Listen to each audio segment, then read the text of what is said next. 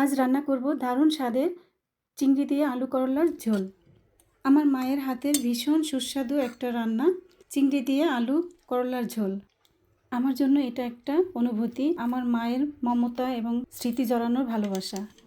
এই তীব্র গরমে হালকা তিতা আর চিংড়ির মিষ্টি স্বাদের ঝোলটা শুধু যে শরীর ঠান্ডা করে তাই নয়, এর উপকারিতা যেন অপরিসীম, তেমনি এর সাথে জড়িয়ে থাকা আবেগটাও অমূল্য। করলা ঝোল রান্নার জন্য আমি এখানে নিয়েছি করলাটাকে খুব পাতলা করে কাটতে হবে, যতটুকু সম্ভব পারা যায় করলাটা পাতলা করতে হবে, নাহলে এটার যে আসল স্বাদ সেটা আসবে না। আর নিয়েছি চিংড়ি মাছ আর আলুটাকে আমি একটু ছোটো করে কেটে নিয়েছি লম্বা লম্বা করে। তো করলাটা কাটার হচ্ছে মেন টেকনিক, কারণ এটা একটু মোটা হয়ে গেলে এটার টেস্টটা একেবারেই টোটাল ভিন্ন হয়ে যায়।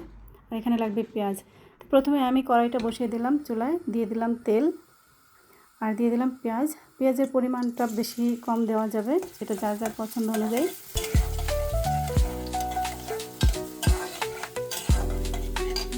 সামান্য একটু পেঁয়াজ বাটা, তার সাথে দিয়ে দিলাম 1 চা চামচ হলুদের গুঁড়া, 1 চা চামচ মরিচের গুঁড়া আর একটু সামান্য জিরা আর লবণ। তো এই দিয়ে পেঁয়াজটা লাল হয়ে যাওয়ার সময় আমি সেই মশলাটা পানি দিয়ে গুলে এই পেঁয়াজের মধ্যে দিয়ে দেব মশলাটা কষানোর জন্য।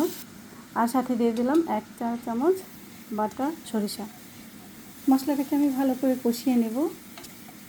তো যখন মশলাটা কষানো হয়ে যাবে, মশলার উপরে তেল চলে আসলে তখন আমি চিংড়ি মাছটা দিয়ে দেব। আর চিংড়ি মাছের সাথেও আমি আগে থেকেই হলুদ, মরিচ আর লবণ দিয়ে মেখে রেখেছিলাম। চিংড়ি মাছটা দিয়ে একটু নেড়ে চেড়ে সামান্য একটু পানি দিয়ে দেব আর এটাকে ঢেকে কয়েক মিনিটের মতো রান্না করব। এখানে আমি করলাটা একটু হালকা ভাপ দিয়ে নিয়েছিলাম, এতে তিতা ভাবটা কমে যায়। আর চিংড়ি মাছটা যাতে কোনোভাবেই বেশি সিদ্ধ না হয়ে যায়, আর চিংড়ি মাছ হতেও তো বেশি সময় লাগে না। আর এখানে আমি চিংড়ি মাছগুলো উঠিয়ে নেব একটা বাটিতে।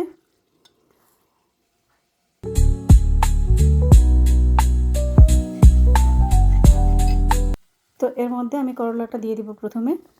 প্রথমে করলাটা দিয়ে একটু কষিয়ে নেব, কারণ করলাটা হতে একটু সময় লাগে। আর এখানে আমার আলুটা যেহেতু তাড়াতাড়ি সিদ্ধ হয়ে যায়, এই জন্য আমি সবসময় আমার রান্নাতে খেয়াল করবে যে আমি রান্নাতে আলুটা আমি পরে দিই। তো আলুটাও দিয়ে দিলাম। করলাটা যেহেতু কষানো হয়ে গেছে, আর এখন বেশিক্ষণ রান্না করব না, কারণ করলা বেশিক্ষণ রান্না করলে তিতা হয়ে যায়। কষানো হয়ে গেছে, এখন আমি ঝোলের জন্য দিয়ে দেবো পানি। ঝোলের পরিমাণটা বাড়িয়ে কমিয়ে দেওয়া যাবে, তো আমি এই পরিমাণে রাখবো। চিংড়ি মাছগুলোকে একটু আমি হাত দিয়ে ভেঙে দেব।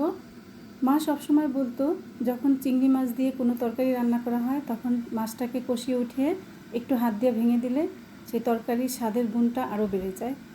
তো এই জন্য আমি তার রান্নাটাই ফলো করছি। আমার কাছে মনে হয় চিংড়ি মাছটা যখন হাত দিয়ে একটু ভেঙে দিই তখন তরকারির স্বাদটা একবারে দ্বিগুণ হয়ে যায়। তো আমার রান্না প্রায় শেষ, দিয়ে দিলাম একটু জিরার গুঁড়া আর এখন ধনেপাতা দিয়ে দিব। দেখো আমার ঝোলটাও একেবারে সুন্দর হয়েছে আর তরকারির রঙটাও মাশাআল্লাহ অনেক সুন্দর হয়েছে। আর এখন এটা ঝালটাও পরিমাণ মতো, লবণ টবণ সব কিছু ঠিক আছে। ধনেপাতা দিয়ে দিলাম, আমার গার্ডেনের ধনেপাতা। ফ্রেশ ধনেপাতা দেওয়াতে তরকারির রঙটা মনে হয় আরও সুন্দর হয়ে গেল। আমার মায়ের কিছু স্মৃতি মনে করাতে, আর এই গরমে মা সবসময় আমার জন্য স্পেশালি এই তরকারিটা রান্না করতো, তাই আজ মায়ের সেই রেসিপিটা মনে করে নিজেই রেঁধে নিলাম।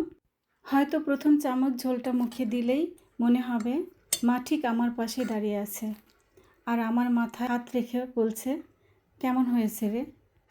আজও ব্যাকুল হয়ে খুঁজে বেড়াই আমার মায়ের সেই স্নেহ, মায়া, মমতা, ভালোবাসা।